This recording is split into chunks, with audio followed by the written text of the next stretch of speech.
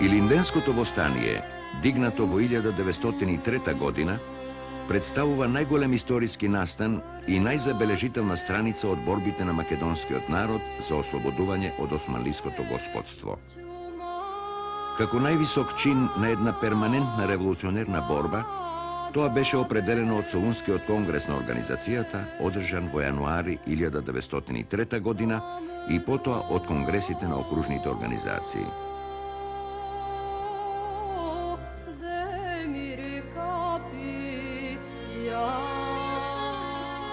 Најзначаен од окружните конгреси беше Конгресот на Битолскиот револуционерен округ, одржан во село Смилево во куќата на Ѓорги Чуранов од 2 до 7 мај 1903 година.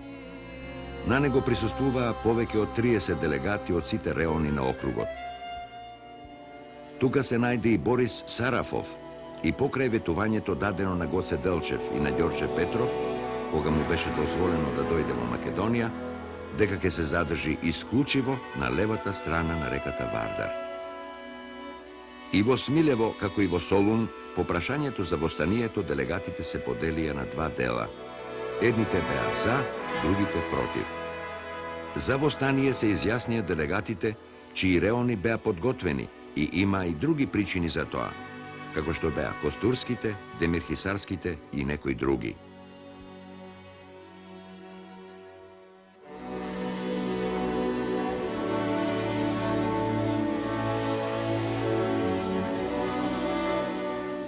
Прилепскиот реон беше најнеподготвен. Крушевскиот, ако се исклучи градот и селата Пустарека, Горно и Долно Дивјаци и некои други. Битолскиот, со исклучок на селата Смилево, Ѓавато и Цапари, беа исто така недоволно подготвени.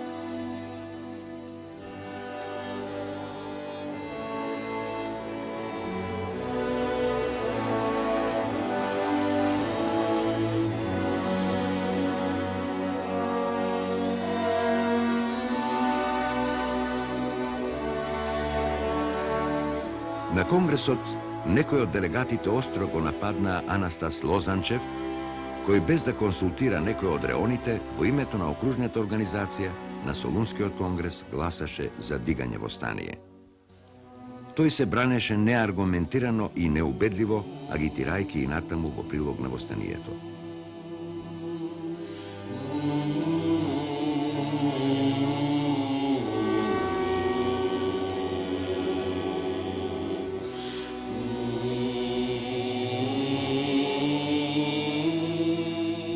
Меѓу најзагрижените за дигање востание беше Сарафов. По патот од бугарската граница до Битолско, тој насекаде констатира дека населението не е подготвено за востание. Тоа го потврди и на Смилевскиот конгрес, но изјави дека друг излез нема. Притоа, со цел да ги неутрализира оние делегати што упорно докажуваат дека услови за востание нема, тој истакна дека Македонија во борбата нема да биде сама, дека бугарската армија е готова да војува штом ќе почне востанието. А Сарафов, најдобро од сите во Смилево, знаеше дека бугарската армија во никој случај не беше готова и не смееше да војува, и дека официјална Европа беше против какво и да е нарушување на мирот во Македонија. Определувањето на Даме Груев за востание беше пресудно за симнување на оваа најважна точка од дневниот ред на Конгресот. Се реши да се дигне востание, а за негово раководство беше избран главен штаб, составен од Даме Груев, Борис Сарафов и Анастас Лозанчев. Беше решено востанието да има партизански карактер, што значи во него да учествуваат само вооружени одреди на организацијата и да не му се нанесува зло на мирното турско население и на турските села.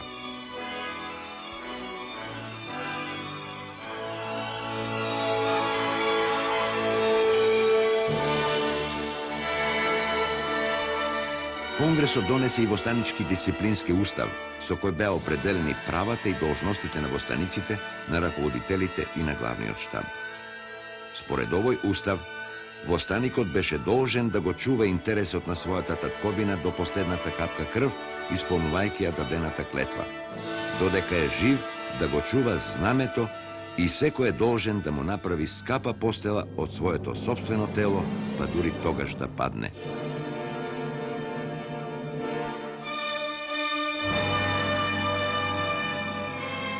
Главниот штаб реши востанието да почне на 2 август на Илин ден.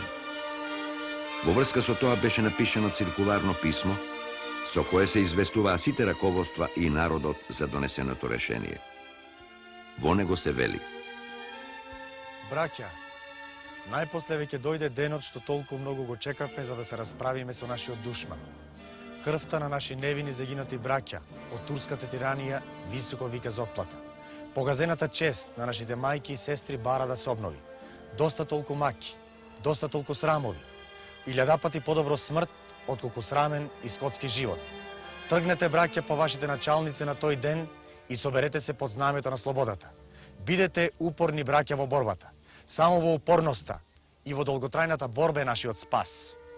Нека го благослови Бог нашето праведно дело и денот на востанието. Долу тиранијата, долу тираните, смрт на душманите.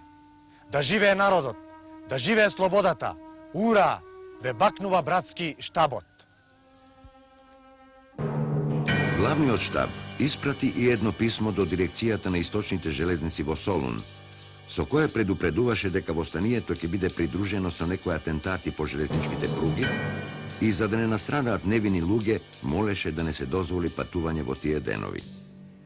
Ова писмо од 25 јули беше најсигурен официјален доказ дека востанието скоро ќе биде објавено.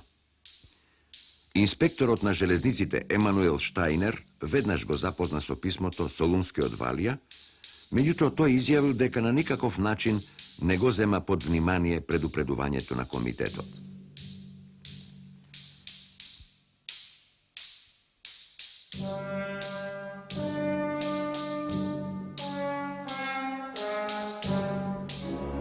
Почнувајќи од пролетта 1903 година, во Европа секој момент се очекуваше започнување на општо востание во Македонија.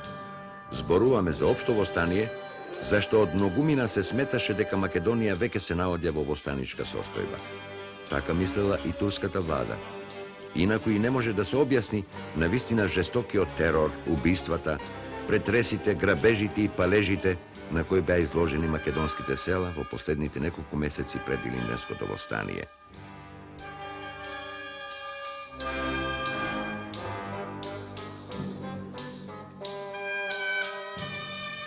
Некои села, како например родното село на костурските војводи Чакаларов и Кљашев, Смрдеш, беше срамнето со земјата. Огромните илуминации во близината на Битола и на други места во пространиот битолски вилает, камбаните во Крушево и во македонските села, нападите врз беговските кули и поседи, нападите врз местни гарнизони и уривањето мостови и телеграфски врски, беа сигнали што го означуваа почетокот на востанието, почетокот на епопејата на еден мал народ кој со безумна смелост тргна сам против империјата на султанот. Набргу по 2 август, високата порта со специјално соопштение ги информира владите на големите сили за почетокот на востанието. На востанието му се даваше антимуслимански карактер и му се припишуваат цели што тоа воопшто ги немаше.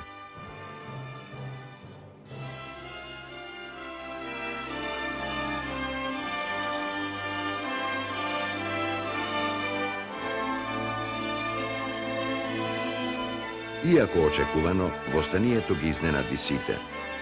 Овие настани, морам тоа да го кажам, пишува францускиот генерален конзул во Солун Стег, предизвикаа општо изненадување. Без сомнение се очекуваше повторување на активностите на четите и локални востанија, повеќе или помалку сериозни, меѓутоа никој, турските власти помалку од кој да е друг, не предпоставуваа дека во повеќе кази одеднаш ќе се дигне населението и особено дека ќе може да се собере толку оружје и муниција за вооружување на илјадници борци.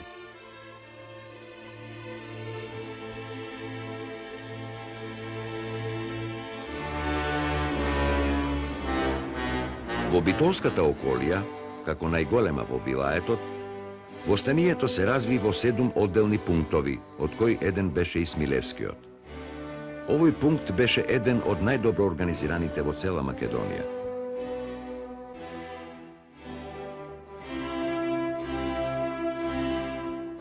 Само трите села, Смилево, Ѓавато и Цапари, дадоа над 600 борци.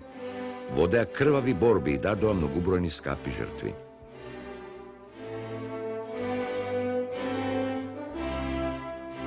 Востанието во Смилево почна свечено.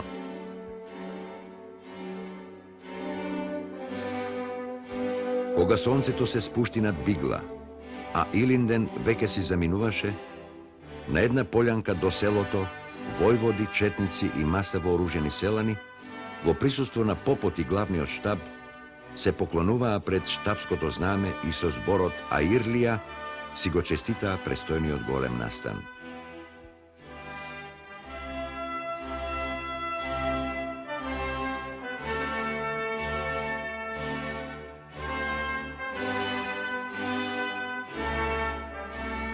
Само малку потоа, кога трубата го повикуваше аскерот на вечерна молитва за султанот, востанички истрели помешани со извици «Долу султанот, долу тиранијата», го означија почетокот на борбите за ослободување на Смилево. Тие траја 3 дена, Смилево беше слободно 20 дена, но населението во тоа време живееше надвор од селото, во местноста Голем Гар.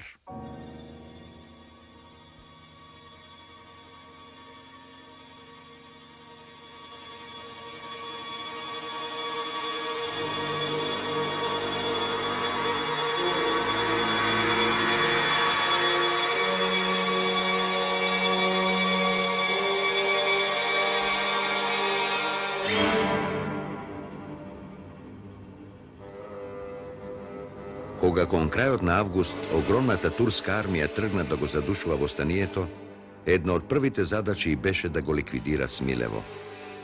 Над 10.000 војска од сите родови тргна кон Пелистер и Бигла и совладувајќи го отпорот кај Ѓавато се управи кон Смилево, каде што се повлекоа не само четите, туку и селаните од Ѓавато, бидејќи нивното село беше изгорено. Голем Гар стана збег со над 4.000 жители и ја доживеа трагичната судбина што ја доживеа и други збегови создадени во времето на востанието. Навлегувајќи кон Смилево, немоќен да ги уништи четите, аскерот се нафрли врз логорот Голем Гар и изврши еден од оние масакри со кои срамно се прослави во текот на Илинденското востание. Како пчеларник застрашен од зла неволја, како пилци прогонети од јато јастреби, сите се раздвижија и тргнаа да бараат спас во гората, но напразно. Целиот логор беше опколен од аскер и секој што се обиде да се спасува го убиваа, колеа, сечеа. Целата околина ечеше од гласови, молби, проклетства. Писоци на избезумени жени, кои гледаа како им ги вадат очите на нивните мажи, како колат и сечат, како убиваат мали деца. Така пишува еден од очевиците на ова злосторство. Смилево потоа беше запалено.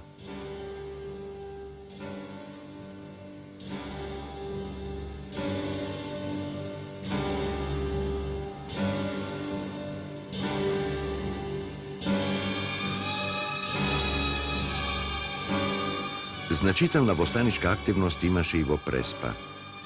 На самиот ден Илинден, војниците сместени во Анот во селото Крушје биле зачудени од богатата гозба што им ја принесоа селаните. Меѓутоа веднаш се покажа дека храната беше затруена и сите војници за миг беа мртви. Дознавајќи за тоа, властите од Ресен испратија одред од околу 400 војници и башибозук, кои по продолжителни борби успеа да го заземе селото и да го запали.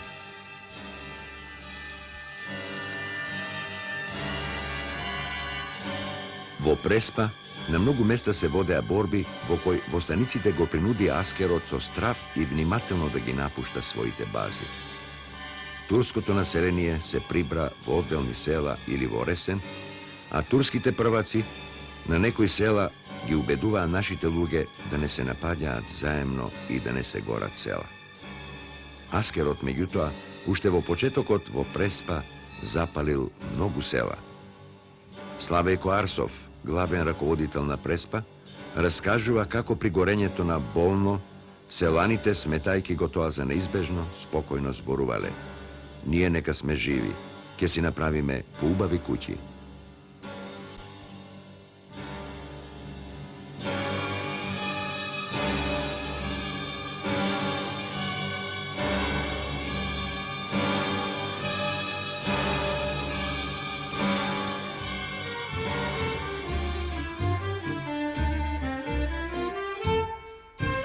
Демирхисарско беше од оние реони кои сразмерно даде голем број востаници, над 1000.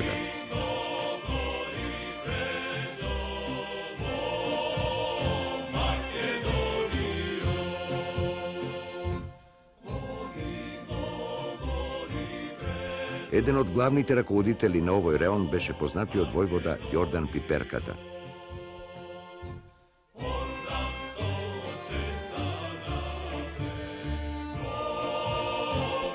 На Илинден, во селото Прострени, пред мноштво народ беше осветено демирхисарското знаме, а потоа почнаа вооружените акции. Дојдоа денови на слобода и народна радост.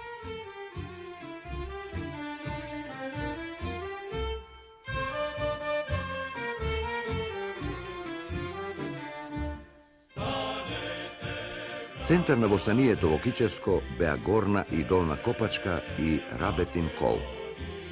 Реонот располагаше со околу 700 пушки, но повеќето од стар тип. Иако Кичевско беше редовно изложено на албански напади од Дебарско и Гостиварско, со своите скромни сили и добра организација покажа устрем и хероизам на кој можеа да му завидат многу други реони. Реонското раководство и покрај противењето на главниот штаб, со околу 500 востаници го нападна Кичево. Во меѓувреме, друг востанички одред го нападна гарнизонот во Извор. Една од најжестоките борби не само во Кичевско, туку и пошироко, се водеше во Карбуница. Оваа борба, во која учествуваше и една голема демирхисарска чета, беше класичен пример на судир меѓу два крајно закрвавени непријатели.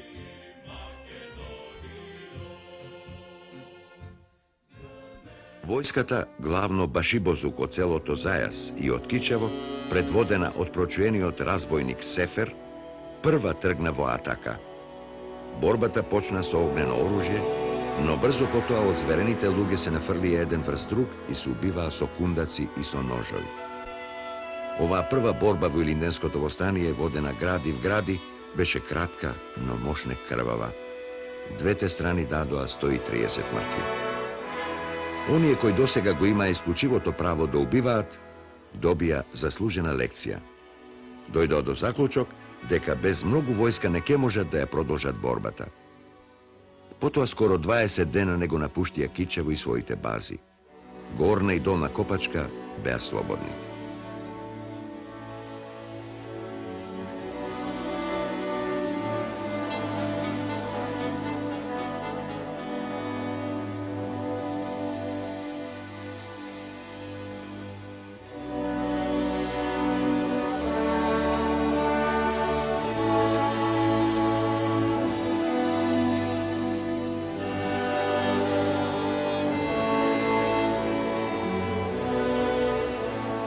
И Охридската околија се наоѓаше во слична ситуација како и Кичевско.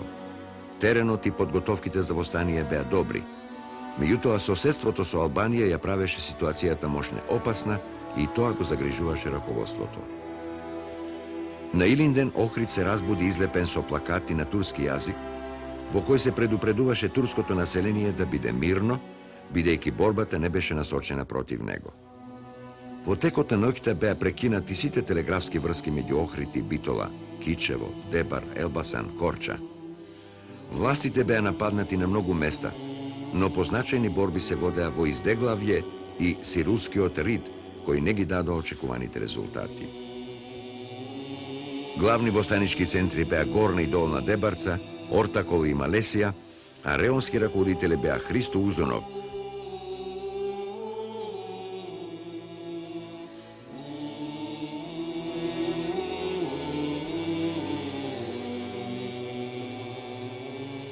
Антон Кецкаров, Александар Чакаров, Аргир Маринчев и други.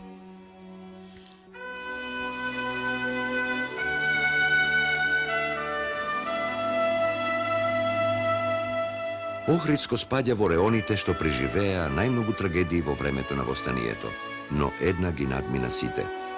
По горењето на Куратица, Речица, Свиниште и другите села, населението се засолна по планините, а во местноста Гремешница беше создаден збег од околу 1700 души.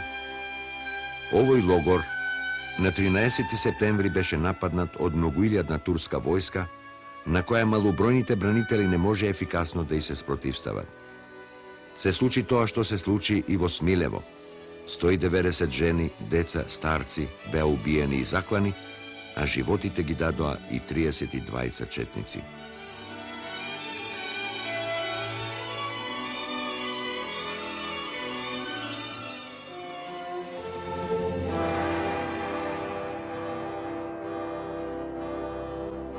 По Крушево, по својата динамичност и револуционерен потват, се истакна Костурскиот револуционерен реон.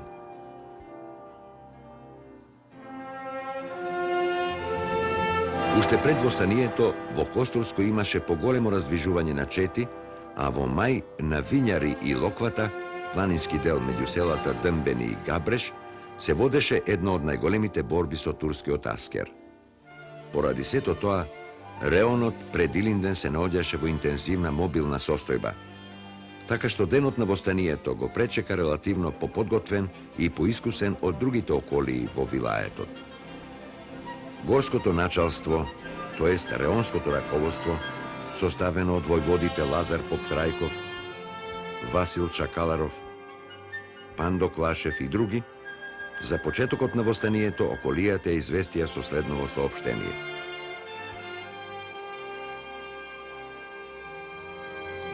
Востанието е објавено денеска. Македонија е во отворена борба со тиранинот. Го каниме сето она што е способно да носи оружје по определениот ред да влезе во редовите на борците. Да живее автономна Македонија која се бори за својата слобода. Да живеат борците. Востанието во Костурско беше масовно и ја опфати целата околија. Независно од религиозната припадност, речиси сите македонски села во околијата се дигнаа во борба за автономна Македонија. Реонот беше поделен на 8 пунктови. Планот беше востанието да почне со напад на Костур, но непредвидени околности тоа го спречија. Големи востанички одреди ги нападнаа Капештица и Билишта, денес во Албанија. Водеа голема борба кај селото Дъмбени. 500 востаници го ослободија грачето Клисура, а одред од околу 700 востаници заедно со 4 од Леринско ја ослободија Невеска, а други го нападнаа селото Псодери близу до Лерин. Костурското раководство дејствуваше брзо и смело и сите блескави успеси ги постигна со големи востанички групации. Иницијативата не ја напушти дури и тогаш кога околијата беше поплавена со аскер.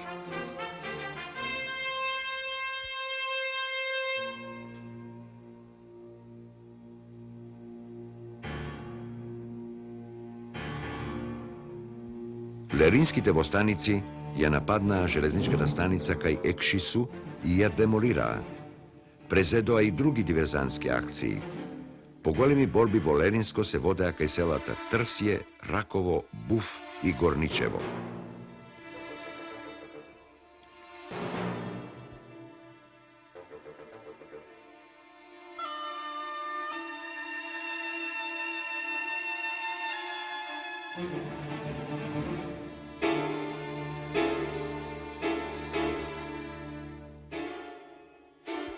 Прилепската околија не востана.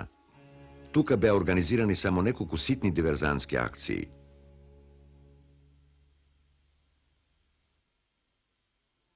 Но кон 23 август, во Прилепско со голема чета пристигна Ѓорче Петров. Во селото Чаништа, Мариоско, Ѓорче кон средината на октомври се сретна со една поголема косовска чета на чело со Лазар Поптрајков. На овој терен се разви последниот крупен судир меѓу аскерот и востаниците во текот на востанието. Турците кои бесно атакуваа против востаниците по врвовите Маргари и Орле оставија многу жртви, а востаниците само тројца. Тука беше ранет црногорецот Јово Јовановиќ, чие одделение прво беше изложено на удар, а тешко беше ранет и Лазар Поп Трајков. На враќање во Костурско, Поп Трајков наивно му се приклучи на познатиот Коте од Рула, кој подкупен од костурскиот грчки владика, наместо да му помогне во лекувањето, му ја отсече главата на Лазо и му ја испрати во Костур во замена за злато. За разлика од Битолскиот, другите револуционерни окрузи не зедоа масовно учество во Илинденското востание. Во Солунскиот округ, кој беше слабо вооружен, само наместе имаше помали судери и беа извршени повеќе диверзантски акции по железниците и врз други објекти.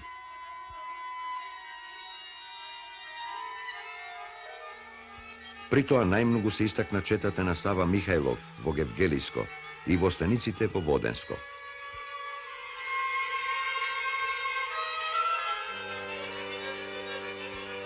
Во Скопскиот округ, покрај диверзантски акции, имаше и 15 судири со аскерот, во кои паднаа повеќе од 90 четници.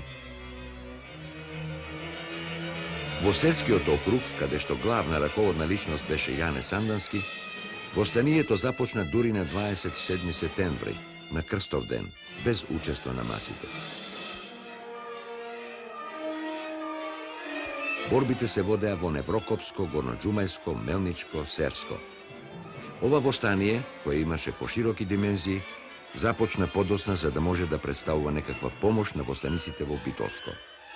Зашто, само што се дигна Серскиот округ, во Битолско главниот штаб на 2 октомври го прогласи крајот на востанието.